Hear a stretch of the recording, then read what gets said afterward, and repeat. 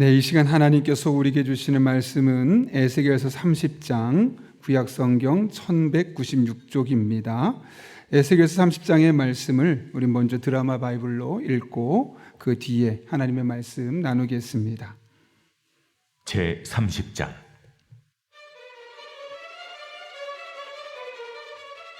또 여호와의 말씀이 내게 임하여 이르시되, 인자야, 너는 예언하여 이르라.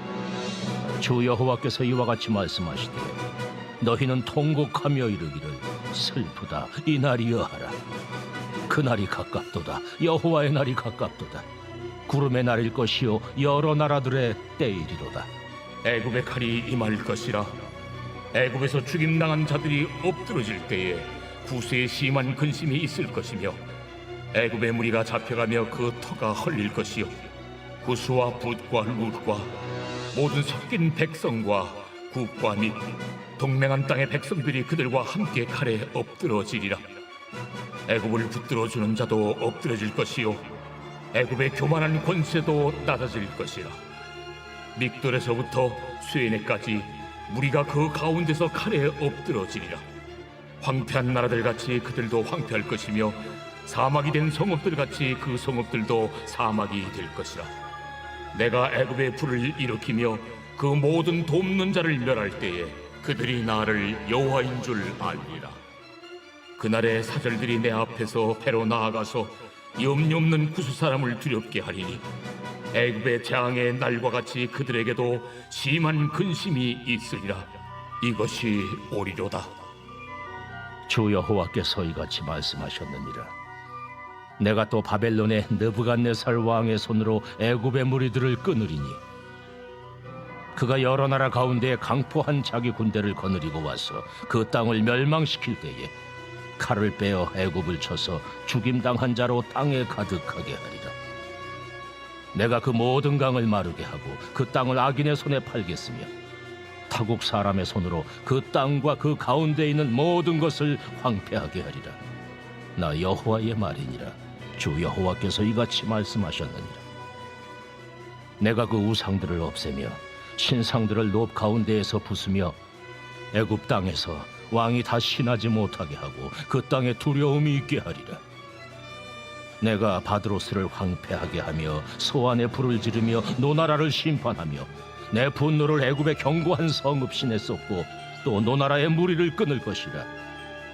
내가 애굽에 불을 일으키니 신나라가 심히 근심할 것이며, 노나라는 찢겨 나누일 것이며, 높나라가 날로 대적이 있을 것이며, 아웬과 비베셋의 장정들은 칼에 엎드러질 것이며, 그 성읍 주민들은 포로가 될 것이라. 내가 애굽의 멍에를 꺾으며 그 교만한 권세를 그 가운데서 그치게 할 때에 드함누에스에서는 날이 어둡겠고 그 성읍에는 구름이 덮일 것이며 그 딸들은 포로가 될 것이라. 이같이 내가 애굽을 심판하리니 내가 여호와인 줄을 그들이 알리라 하셨다 하라. 11째 해 첫째 달 7째 날에 여호와의 말씀이 내게 임하여 이르시되, 인자야, 내가 애굽의 바로 왕의 팔을 꺾었더니 칼을 잡을 힘이 있도록 그것을 아주 싸매지도 못하였고 약을 붙여 싸매지도 못하였느니라. 그러므로 주 여호와께서 이같이 말씀하셨느니라. 내가 애굽의 바로 왕을 대적하여 그 두 팔, 그 성한 팔과 이미 꺾인 팔을 꺾어서 칼이 그 손에서 떨어지게 하고, 애굽 사람을 문나라 가운데로 흩으며 뭇백성 가운데로 해칠지라. 내가 바벨론 왕의 팔을 견고하게 하고 내 칼을 그 손에 넘겨주리와, 내가 바로의 팔을 꺾으리니 그가 바벨론 왕 앞에서 고통하기를 죽게 상한 자의 고통하듯 하리라. 내가 바벨론 왕의 팔은 들어주고 바로의 팔은 내려뜨릴 것이라. 내가 내 칼을 바벨론 왕의 손에 넘기고 그를 들어 애굽 땅을 치게 하리니 내가 여호와인 줄을 그들이 알리라. 내가 애굽 사람을 나라들 가운데로 흩으며 백성들 가운데로 해치리니 내가 여호와인 줄을 그들이 알리라. 아멘. 먼저 교회 소식 잠깐 전하고 하나님 말씀 나누겠습니다.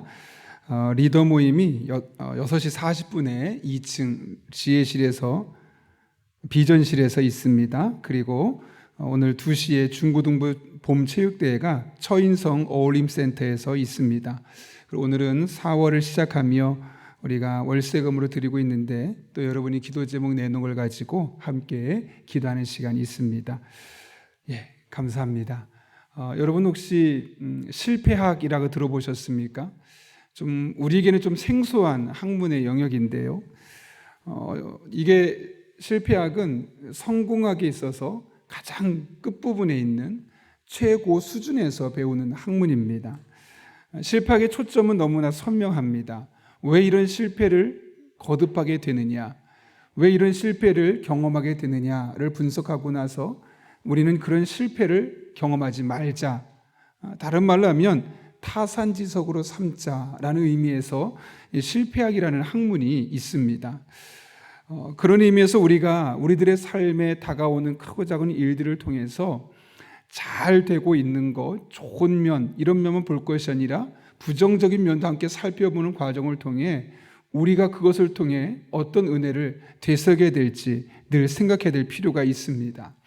오늘 우리가 읽고 있는, 우리가 본 에스겔서 30장 말씀은 29장부터 32장까지 이어지는 이 애굽에 대한 하나님의 심판의 메시지 중에 한 부분을 이야기하고 있습니다.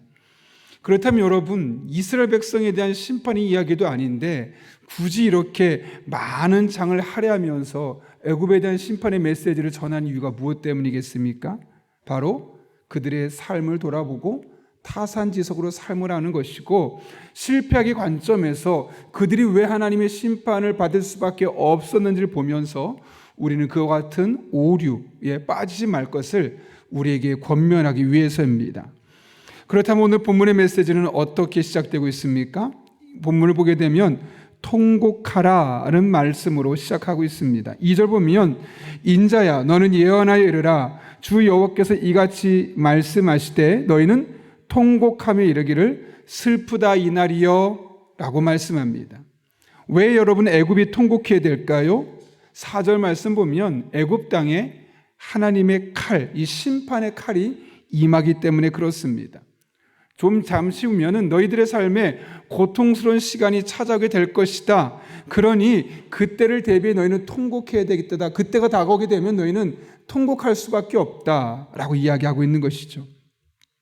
그런데 오늘 본문을 자세히 살펴보면 애굽만 심판을 당하고 애굽만 칼이 임하지 않습니다. 5절 말씀 볼까요? 이렇게 기록되어 있죠. 한번 4절 5절 같이 읽겠습니다. 시작.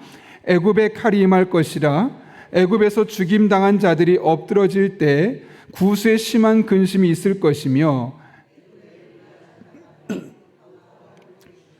구수와 붓과 룻과 모든 섞인 백성과 국과 및 동맹한 땅의 백성들이 그들과 함께 칼에 엎드러지리라. 아멘.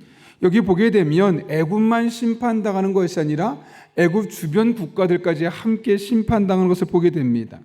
구스는 우리가 잘 알고 있는 것처럼 셈, 함, 야벳일 때 이 함의 첫째 아들이고 붓은 함의 셋째 아들입니다. 그리고 룻은 셈의 넷째 아들. 이들마다 다 하나씩 나라를 이루고 있었는데 애굽 주변에 있었던 나라들로서 애굽과 동맹을 맺고 애굽을 적극적으로 도왔던 당시의 나라들로서 애굽이 악행을 저지를 때, 주변 나라를 침공하고 괴롭힐 때 그것을 보며 함께 싸우려 하기보다는 그들의 편에 기생해서 다른 나라, 연약한 나라들 오히려 함께 침범하고 그들의 물자를 취해서 자신들의 이득을 취했던 나라들임을 우리는 보게 됩니다. 그런데 오늘 본문을 보게 되면 5절에서 이 나라들뿐만 아니라 14절과 16절을 보게 되면 애굽의 편에 섰던 또 다른 나라들을 보게 됩니다. 이곳은 나라라기보다는 애굽에 속해 있는 도시들인데요. 14절에 보면 이렇게 기록되어 있습니다. 내가 바드로스를 황폐하게 하며 소안에 불을 지르며 노 나라를 심판하며 내 분노를 애굽의 견고한 성읍 신에 쏟고 또 노나의 무리를 끊을 것이며, 그 16절 보면 내가 애굽에 불을 일으키리니 신나라가 심히 근심할 것이며 노나라가 찢겨 나눌 것이며 놈나라가 날로 대적이 있을 것이며, 이렇게 14절부터 16절까지 여러 도시들의 이름을 나옵니다. 14절에 보게 되면 바드로스라는 도시는 애굽 땅, 이집트 땅의 상류에 속해 있는 지역을 말하고, 소안이란 지역은 여러분이 잘 아시는 요셉이 머물렀던 그 애굽의 끝에 삼각주 지역을 의미합니다. 출애굽기에서는 고센이라는 지역으로 불리고 있죠.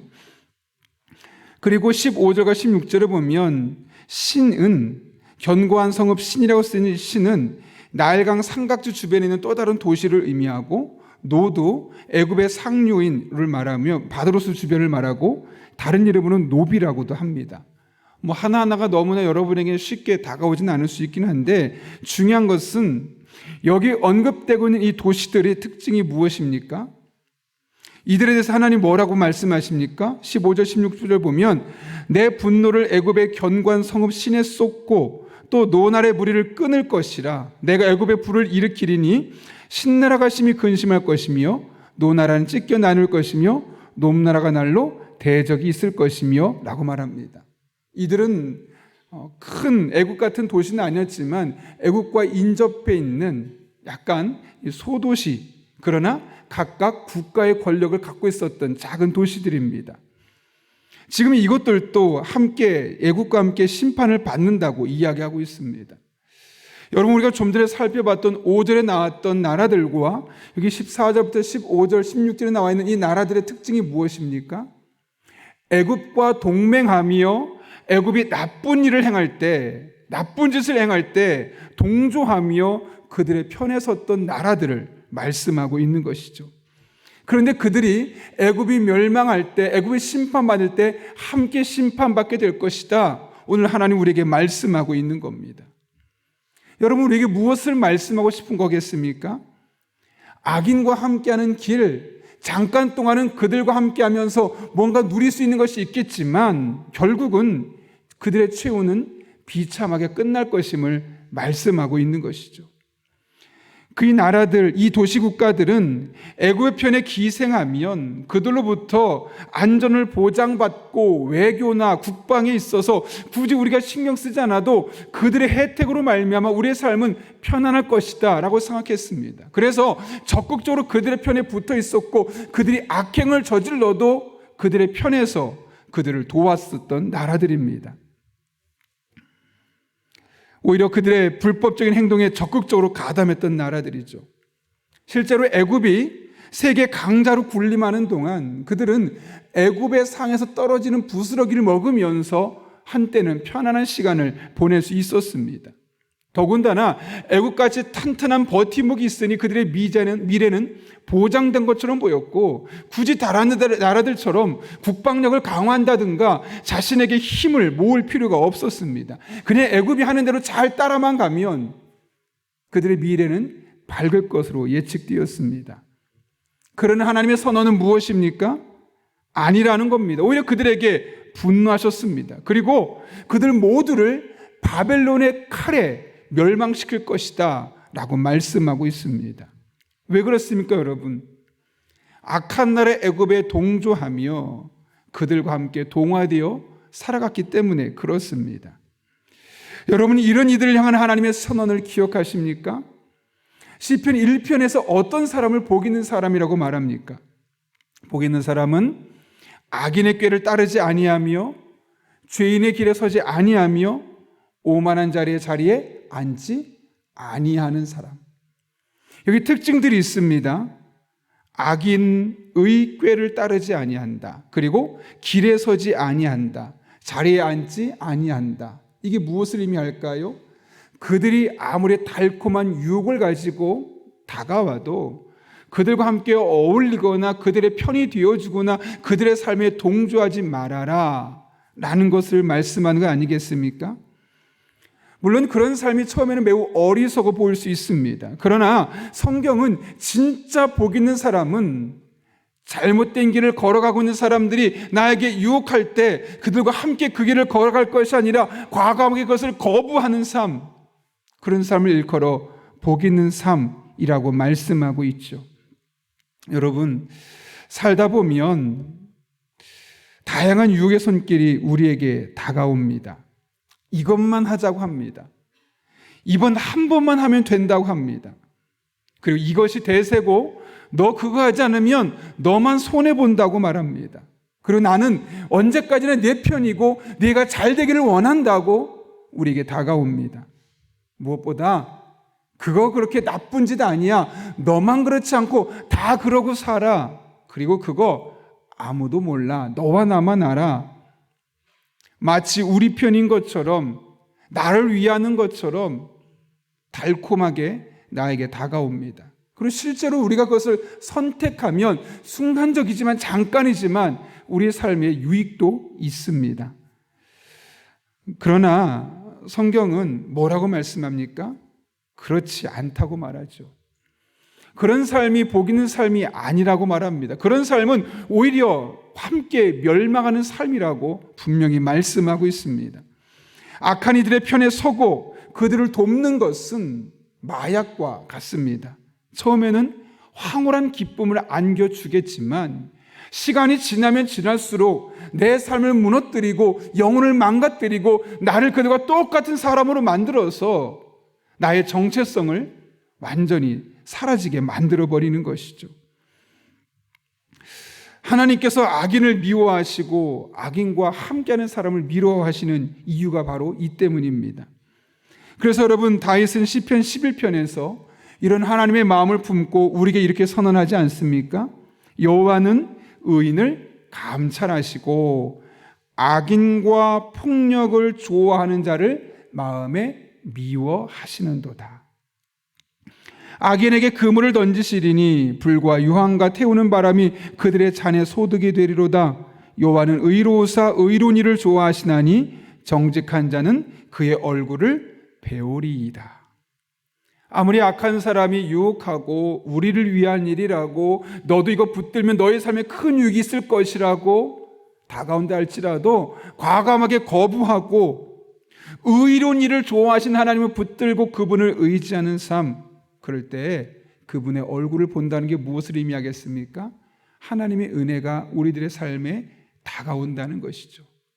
내가 악인들의 손을 붙잡지 않으면 하나님 우리의 손을 붙잡아 주시는 겁니다. 내가 악인들의 손을 거부하면 하나님 우리의 손을 붙잡아 주시는 겁니다. 그러니 여러분, 우리는 애굽 주변에 있었던 그 수많은 나라들, 애굽에게부터 그 달콤한 것을 받아먹고 그들의 삶에 동조하고 그들이 우리의 버팀목이 될 것 생각하고 그들이 따랐던 그들의 멸망의 길을 우리가 잊지 말아야 되겠습니다. 하나님은 악인과 폭력을 좋아하는 자를 미워하시고 그런 자들의 삶에서는 곁에 앉지도 말고 서지도 말라고, 그들의 곁에 다가서지도 말라고 우리에게 분명하게 말씀합니다. 의로운 일을 좋아하신 하나님을 붙드는 자, 그들은 자들에게 하나님께서 은혜 베푸실 것을 분명하게 말씀하십니다. 그러므로 여러분, 세상이 여러분에게 다양한 방법으로 우리를 유혹할 때 우리에게 다가오는 그 달콤한 사탕 같은 조건을 보지 말고 오직 하나님만 바라보고 하나님만 의지하고 하나님께서 원하시는 일들을 해나가는 저와 여러분 될 수 있기를 바랍니다. 그러면 하나님께서 반드시 여러분의 삶에 새로운 길을 열어주실 것입니다. 그래서 하나님이 여러분의 아버지가 되심을 그분 스스로 여러분의 삶을 통해 증명하여 주실 것입니다. 모두 이런 믿음으로 살아갈 수 있기를 예수님의 이름으로 축원합니다. 그런가 하면 본문을 통해 깨닫게 되는 또 다른 한 가지 진리가 있습니다. 그것은 이 세상은 전적으로 하나님의 손에 달려 있다는 겁니다. 오늘 본문의 말씀을 보시면 애굽을 심판하고 애굽의 곁에서 그들의 악행을 도우며 동조했던 나라들을 심판했던 하나님께서 4번이나 반복해서 쓰는 표현이 있습니다. 그것은 바로 그들이 나를 여호와인 줄 알리라 라는 표현입니다. 애굽의 심판을 선언하고 그들의 편에서 기생하며 부스러기를 먹고 살고 있었던 주변 나라, 이 국가 사람들을 향하는 심판의 말씀을 심판하셨던 주님은 그들을 왜 심판하시는지 그 심판의 목적을 분명하게 말씀하죠. 8절과 19절과 25절과 26절에서 이렇게 말합니다. 그들이 나를 여호와인 줄 알리라. 8절 말씀입니다. 19절 말씀, 내가 여호와인 줄을 그들이 알리라. 25절 내가 여호와인 줄을 그들이 알리라. 26절 내가 여호와인 줄을 그들이 알리라. 이렇게 짧은 30장의 말씀에서 무려 4번에 걸쳐서 애굽과 그 주변에 있었던 수많은 나라들을 심판하는 존재가 바로 누구라고요? 여호와 하나님이라는 사실을 분명히 강조하고 있습니다. 더군다나 이들을 누구를 통해 심판한다고 말씀하십니까? 바벨론을 통해 심판하겠다고 말씀하십니다. 당시에 가장 강대국이었던 애굽을 심판하고 그들의 편에서 기생했던 수많은 나라들을 심판하신 분이 누구라고요? 하나님이라고요. 근데 이 나라들을 누구를 통해 심판하신다고요? 바벨론을 통해 심판하시는데 이 바벨론을 통해 심판하신 분 또한 누구시라고요? 하나님이라고요. 당시에 가장 강대국이었던 애굽, 그리고 신흥 강대국으로 떠오르고 있는 바벨론, 이 나라들의 왕의 마음을 움직이고 그들을 통해 역사를 움직이는 분이 누구라고요? 하나님이요. 하나님께서 지금 이 사실을 말씀하고 있는 겁니다. 내가 여호와인 줄을 그들이 알리라. 당시 애굽은 가장 강력한 나라였습니다. 오늘날로 말하면 거의 미국에 버금갈 정도로 정치적으로, 군사적으로, 경제적으로 최강대국이었습니다. 그래서 많은 나라들이 애굽의 편에 서서 애굽을 의지했죠. 그들이 보호막이 될 것으로 생각했기 때문이죠. 그들에게는 애굽이 하나님과 같았습니다. 애굽의 편에만 서면 그들이 충분히 도와줄 수 있는 군사력을 갖고 있고 경제력을 갖고 있고 외교력을 갖고 있었기 때문에 다른 신이 필요 없었습니다. 굳이 신에게 찾아가서 빌 바에야 애굽에게 조공을 들고 찾아가는 게 가장 현명하고 빠른 방법이었기 때문이에요. 그런데 여러분, 하나님이 어떤 하나님이십니까? 그런 애굽조차도 한순간에 심판할 수 있는 분임을 말씀하고 있는 겁니다. 그리고 이 애굽 이후에 신흥 강국으로 떠오르고 있는 이 바벨론도 하나님이 얼마든지 움직여서 애굽을 심판할 수 있는 분임을 분명하게 말씀하고 있는 겁니다. 우리가 보기에는 초강대국들 너무너무 부러워하고 그 나라 곁에 붙어 있기만 하면 우리나라의 미래가 안녕히 보장될 것처럼 생각합니다. 그러나 그렇지 않습니다. 이 모든 것이 하나님의 손 안에서 움직여지고 있는 일입니다. 그러므로 여러분, 우리가 이 세상이 돌아가는 모습을 보며 봐야 될 것은 하나님이 지금 어떻게 일하고 계신가를 봐야 되는 겁니다. 국제 정세를 바라보며 외교를 바라보며 이 세상이 돌아가는 모습을 보며 이렇게 되고 있구나, 그냥 겉으로 드러난 현상을 보는 것이 아니라 하나님께서, 이 세상을 주관하고 계신 하나님께서 어떻게 일하고 계시는가, 그 이면에 있는 하나님의 손길을 보지 못하면 우리는 자꾸 불안해질 수밖에 없고 두려울 수밖에 없고, 주변 나라가 우리에게 하나님이 되고 돈이 하나님이 되고 권력이 하나님의 나라가 하나님이 되는 겁니다. 그래서 어떻게든 돈을 내 삶의 가장 우선순위를 삼고 명예와 권력을 우선순위를 삼고 살아가 몸부림치는 이유가 바로 여기에 있는 겁니다. 여러분, 이 세상에서 그 당시에 애굽이 가장 잠깐 동안이지만 가장 강력했던 것 누가 주관하신 것이겠습니까? 애굽의 나라 왕들이 뛰어났기 때문일까요? 여러분, 출애굽기에서 우리가 보게 되는 것이 무엇입니까? 그 당시에 가장 강력했던 나라 중 하나가 애굽 아니었습니까? 그 애굽의 바로 왕을 누가 움직이셨죠? 하나님이 움직이신 겁니다. 애굽이 잠깐 반짝였던 것, 그리고 잠깐 주춤했던 것, 그리고 이 8세기를 지나서 7세기에 되어서 에스겔의 선지자가 활동할 때 또 잠깐 이 애굽이 활발하게 움직일 수 있었던 것, 누구 힘입니까? 애굽의 역량이 아니라는 겁니다. 하나님이 그 당시에 필요해서 애굽을 도구로 쓰신 겁니다.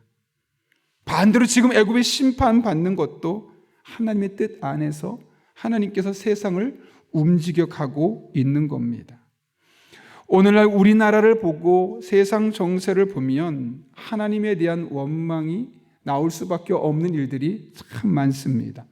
말도 안 되는 일, 일어나서는 안 되는 일들이 아무렇지 않게 자행되고 있기 때문에 그렇습니다. 우크라이나 전쟁이 정규국가라는 러시아를 통해서 일어나게 되었고, 지금 이스라엘 총리가 하는 행동을 보면 그것이 어쨌든 하나님이라는 존재를 믿는 이들의 행동처럼 보이지 않습니다. 미얀마 군부의 독재나 기타 수많은 인권이 유린당하고 있는 현장을 보게 되면 마치 하나님이 부재한 것처럼, 하나님이 정말 계시다면 어떻게 이런 일들이 일어날 수 있습니까? 나가 말할 수밖에 없는 일들이 너무나 많이 일어나고 있습니다. 그래서 하나님이 계시지 않은 것처럼, 하나님 믿는 것이 가장 어리석어 보이는 것처럼 보이는 시대를 우리가 살아가고 있습니다. 여러분, 그렇다고 하나님이 계시지 않는 걸까요? 하나님이 무기력하신 걸까요? 하나님이 한 나라의 왕보다, 한 나라의 대통령보다 힘이 연약한 존재실까요? 결단코 그렇지 않습니다.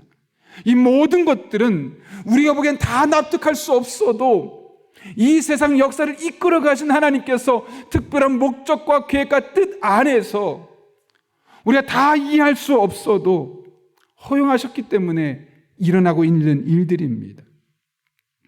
우리의 머리로는 다 이해되지 않을 겁니다. 그러나 인류의 모든 역사를 주관하신 하나님께서 특별한 목적 아래서 행하고 있는 일들입니다.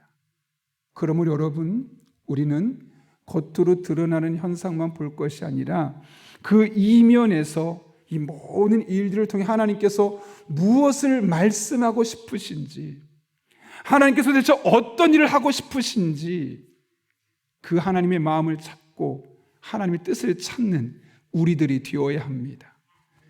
예수 믿지 않는 사람들은 겉으로 보이는 현상만 가지고 판단합니다.